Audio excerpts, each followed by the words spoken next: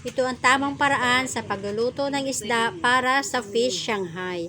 Watch nyo po mga mamis, at ito po ay napakagandang tip doon sa mga nagtitinda ng Shanghai at gustong magluto ng fish Shanghai. Magpakulo lang ng tubig, at pag kumulo na po yung tubig ay atin na pong ididip lang natin yung isda. Huwag po natin siyang ilalaga. Hanguin at bago po palamigin para alisan ng mga tinik. Mga mamis, ito yung bago kong discover. Hindi pala kailangan ilaga ang isda. Kasi pagka malambot na malambot siya, mahirap tanggalin yung tinik kasi sumasama doon sa laman. Pero pag buo, ay madali siyang hiwalayin yung tinik sa laman. Pag kasi hindi masyado siyang malambot na malambot, ay madaling hanapin o madali kunin yung tinik kasi ang isda ay buo siya. At mas masarap po kasi naroon pa yung lasa ng isda. Kasi pag pakuluan natin, ay nawala na po yung lasa ng isda, nasama na doon sa sabaw.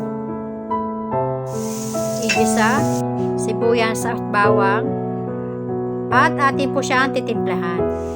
Sa pagtitimpla mga mamis, bahala na kayo. Pwede kayo magdagdag ng kung ano mang gusto nyong pampasarap. Asin, bitsin at paminta lang nilagay ko dito mga mamis. Palamigin at ihanda ang iba pang mga sangkap. So, pwede nyo i-adjust ang inyong mga sangkap mga mamis kung kakaunti lang ang lulutuin. Hiwain na po yung mga sangkap. Pwede nyo rin po air-airin kung ano pong gusto nyo mga mamis.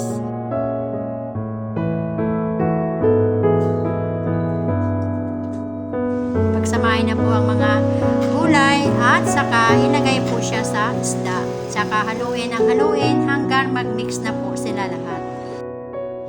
Haluin po na mabuti para ma-spread po talaga yung gulay doon sa isda. Pwede na pong balutin at sana nagustuhan nyo po yung video ko ngayon. Thank you po for watching. At huwag nyo naman po kalimutan mag-subscribe, i-like at i-share. Thank you po.